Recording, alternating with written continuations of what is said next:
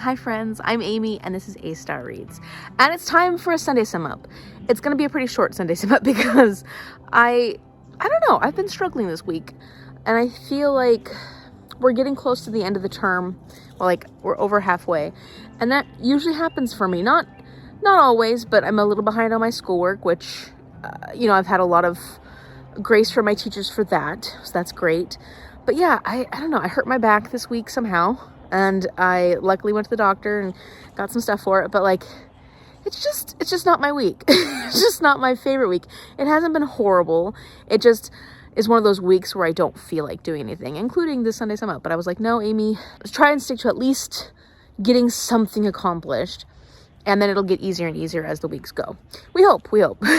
So I'm currently working on reading City of Lost Souls by Cassandra Clare because I have a live show discussion with Paige on Saturday. We've moved it to Saturday. So that actually helps out a bit. Takes a little bit of pressure off because I do have quite a few homework assignments that have to get accomplished this weekend as well. I got my COVID booster and my flu shot yesterday. So hopefully I don't feel icky later on today. In some ways I'm feeling like, okay, Amy, you're getting things accomplished. But in other ways, gosh, I think I'm just struggling at the moment. And that's okay. I'm actively listening to Yerba, Buena by Lacour. This is the audiobook I'm working on, and this is for the Shelf This Book Club. And it's hosted by Bailey from Is Bailey Reading. I'm over halfway there. I'm making pretty good progress on that one, and I'm enjoying listening to it. It's about these two women characters. They're our main characters of the story, Emily and Sarah. And they've had a lot of hardships in their lives. They're really trying to find themselves and figure out who they are and figure out what they want their lives to be. This is a sapphic story, and we're basically building up to the point where these two characters meet and what their lives look like when they're coming together.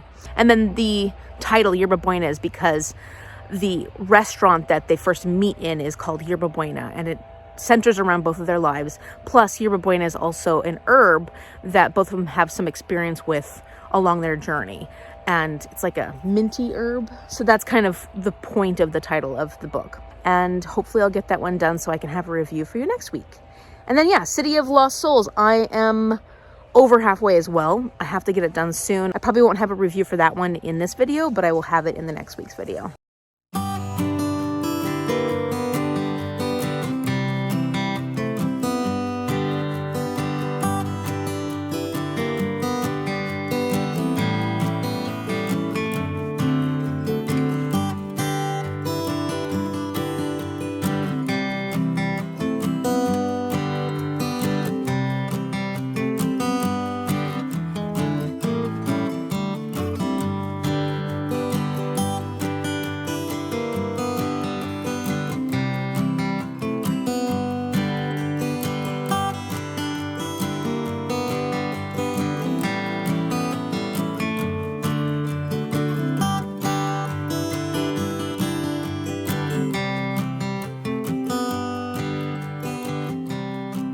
Okay, so I'm going to tell you about the 3 books that I have finished recently, but I also want to do a little bit of a haul. So I have acquired books fairly recently that I have not shared. I just thought it might be fun for every book that I tell you about to tell you about another book or books that I have hauled recently.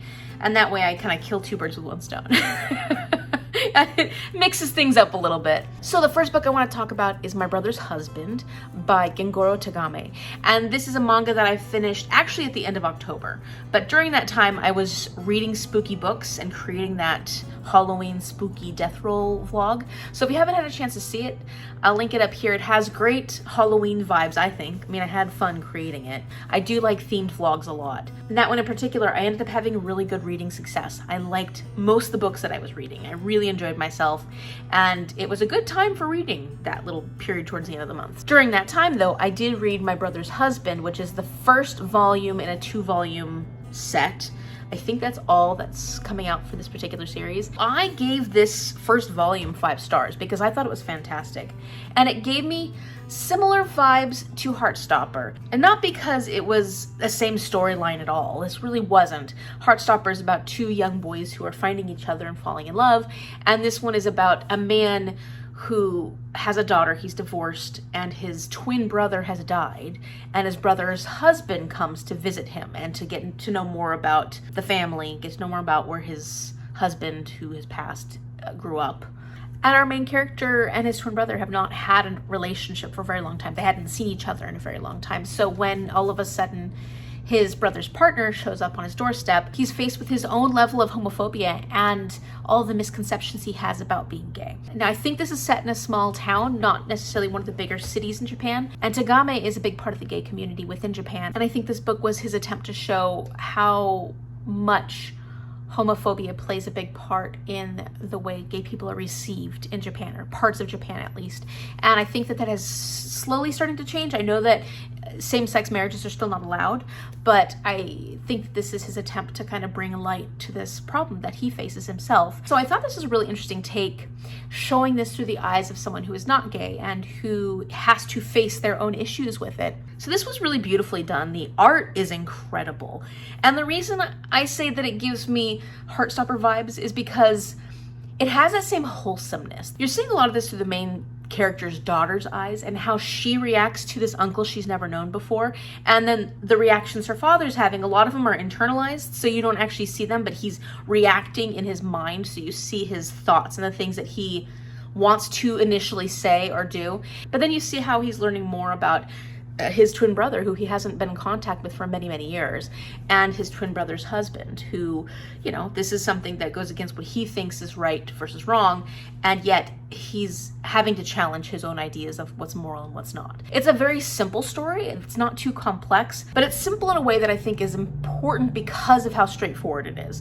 You know, there's not a lot of hidden meanings in this. There's not a lot of having to try and figure out what's going on. It's just put right there for you. And I actually really liked that because I thought that it addressed the issues very well.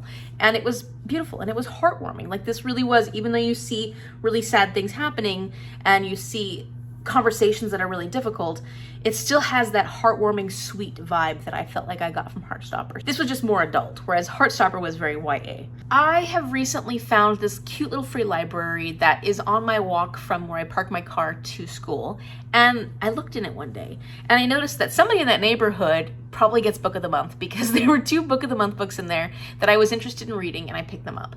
And so I was really excited about that because I probably wouldn't have picked these books up otherwise. And the first book that I picked up was Not a Happy Family by Sherry Lapina. Now, I haven't heard much about this particular book, but I have heard quite a bit about Sherry Lapina. Some people do like Sherry Lapina, but some people don't like her quite as much. But I have heard that she's a good place to start when you're looking to get into thrillers. And I do enjoy thrillers, and a lot of times I end up giving them pretty high ratings because I don't have a lot of experience reading thrillers. And so I thought it might be fun for me to pick up something by an author who I've heard a lot of, but I've never had a chance to read. So this is a story about this wealthy family, and the parents have just recently moved into this neighborhood that is very hard to get into, but they're living in this beautiful giant house, and they have 3 children who are adults, don't live with them, but they all come together for Easter dinner. And later that night, the parents are murdered, or they're killed in their sleep or something. I'm not sure exactly what happens. But of course, everybody imagines that it's killers that have come and killed the parents, until things start coming out that their family relationship, their family dynamic was not a healthy one. And so the events of that night are being put into question. I have read a couple of domestic thrillers, and I think I enjoy them. So I'd like to give this a try, see what I think about Sherry Lapina's writing. And if I'll ever pick up any other books by her, we'll have to find out based on this one. So then the other book I picked up, which I'm actually really excited about, is You're Invited by Amanda Jayatisa. And I've heard quite a few people reading this recently, and some people really enjoying it. And I am excited about this because this is like a wedding murder, and I think that those are a lot of fun. So this is set in Sri Lanka. There's the main character named Amaya, whose best friend has invited her to her wedding. But, let's see, her best friend's name is Kavi. And Kavi stopped talking to Amaya for whatever reason quite a long time ago. And now all of a sudden she's invited her to her wedding. When Amaya finds out about the wedding, she finds out that Kavi's marrying Amaya's ex-boyfriend, and she needs to stop the wedding. I do love destination thrillers, and I can't wait to see what I think about this wedding thriller. So looking forward to that one. That was a pretty good haul for a little free library. They had some fairly recent books in there, and I was excited about getting to try these ones out.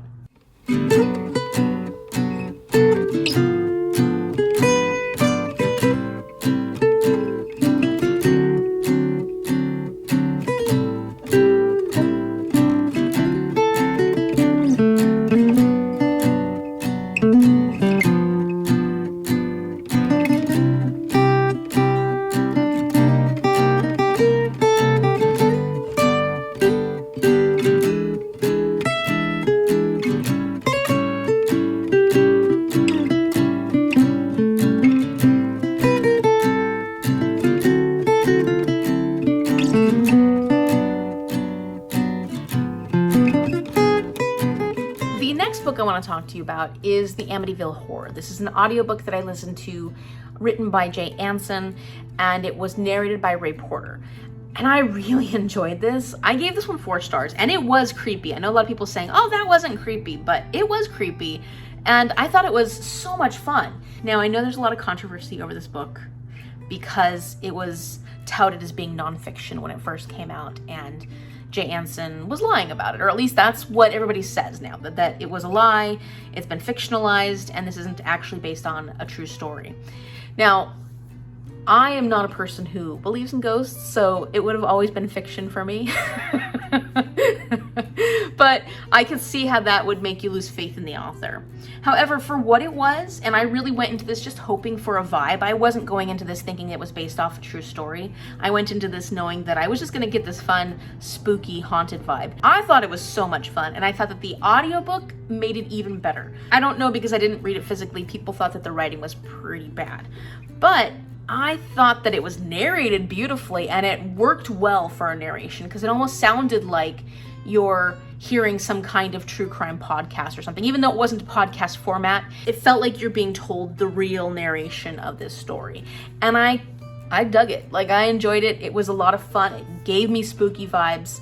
And that was exactly what I was hoping for. If you are looking for an audiobook that to me is a lot of fun, go into it not believing that it's nonfiction, and then I think you'll enjoy this story a lot more. Okay, so another haul that I recently got is one that I'm very excited about, one that I hope I can get to, and that is House of Earth and Blood by Sarah J. Maas. My wonderful friend Magda had purchased House of Sky and Breath for me last year when it first came out, and that was so exciting because I've been wanting to read this series for a long time. I haven't read anything by Sarah J. Maas, but I know how popular it is, and so I wanted to give it a try. I didn't have the first book, so I needed to make sure that was available to me, and based off a lot of the reviews, I believe I'm gonna really like this. Now, I didn't expect it to be a library book when I bought it off Thrift Books, but for the moment, this one is perfect for me. It's exactly what I need to read to see if I actually like this series.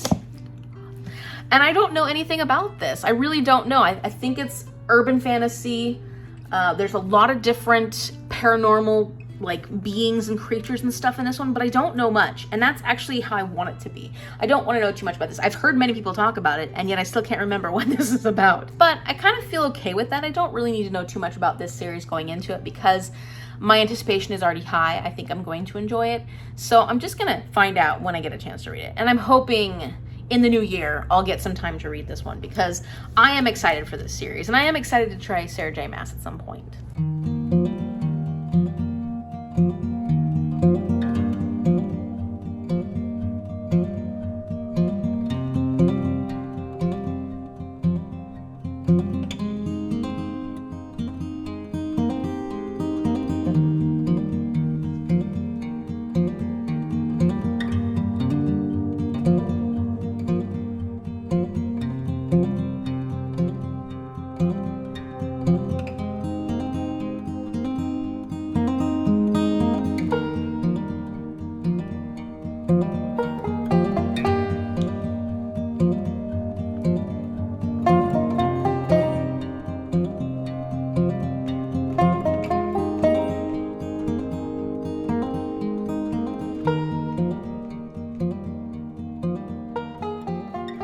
The third book that I want to talk to you about in this video that I finished this past week is Clockwork Prince by Cassandra Clare. This is the second book in the Infernal Devices series, and it took me a little bit of time getting into this one. Not too long, but enough that I was questioning my original 4-star review because this is a reread for me, and I'm like, do I really like it 4 stars? Because it's taking me a little time to get into it.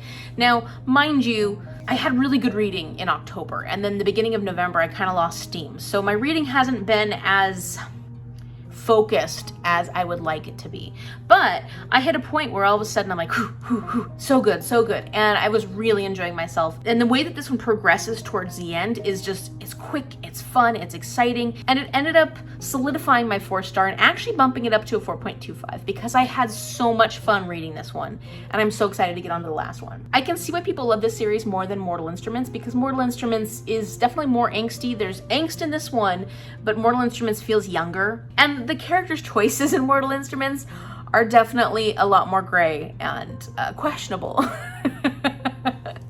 And then this one. Now this series focuses around 3 characters. Yes, there's a love triangle. We've got Tessa, who's our main character, and she's some form of shapeshifter. Then we've got our shadow hunters, Will and Jem, and they're parabatai, they're best friends. They absolutely love each other, and they both have very strong feelings for Tessa. And of course this story has a villain, and they're trying to figure out how to save the day, trying to figure out more about Tessa and her past. And then of course Jem has his own issues and his own struggles, and of course Will has his own struggles. He's been dealing with something that's really affected his whole life. I know it's kind of vague, but if I tell you those things, it's pretty spoilery. So yeah, this is a fun series. It's a really fun series. These are all quick reads, and if you're looking for something fantastical and enjoyable, a little less angsty than Mortal Instruments, I'd recommend Infernal Devices. A lot of people love this series way more than they love Mortal Instruments, but even more so than a lot of Cassandra Clare's other series. Okay, so another book that I recently hauled was at this little sci-fi fantasy festival sort of thing that was happening at Page Turner Books in Kent, Washington. I went there recently. I showed it in one of my videos with my friend Chamonix and my mom. One of the authors there had this whole series of books based on cryptids. Since I don't see too many stories about cryptids or books based off stories about cryptids, I was really intrigued when I met this author. And so I was curious about the series, but I also was asking him like, well, what do you recommend? Yada, yada, yada. And he actually recommended that I go with The Kraken of Cape Madre, part of the Lore Stalker series by J.P. Barnett. That's his name. And unfortunately, this is not the first in the series. He said it doesn't matter. And so I'm guessing because he said it doesn't matter, it really doesn't. It is, though, hard for someone like me to start a series in the middle, even if, well, maybe not in the middle, but this is the second book in the series. I don't know if I'm going to be able to just read this one, or if I'll have to pick up the first one maybe from the library or something like that and try that first before going into this one. This one did get higher ratings, and he said this is his favorite of the series so far, and I love stories about krakens and stuff like that. And if I really love this one, I'll pick up more by J.P. Barnett and see what I think about all the other cryptids in this series. This one looks like a fun one. I really like the cover, and it was fun to meet the author, and he signed it. He said, "To Amy, unleash the Kraken." And I don't know what the background of our main character Miriam is, or what her job is, or what have you, but she's on vacation at the beach trying to get away from memories of something horrible that happened to her brother, and someone is attacked by something in the water and she saves them. And then I think after that she goes and tries to find out what was trying to attack these people, and it leads her to the Kraken, I'm guessing. So that's pretty much how my last week and a half, 2 weeks have gone as far as reading goes.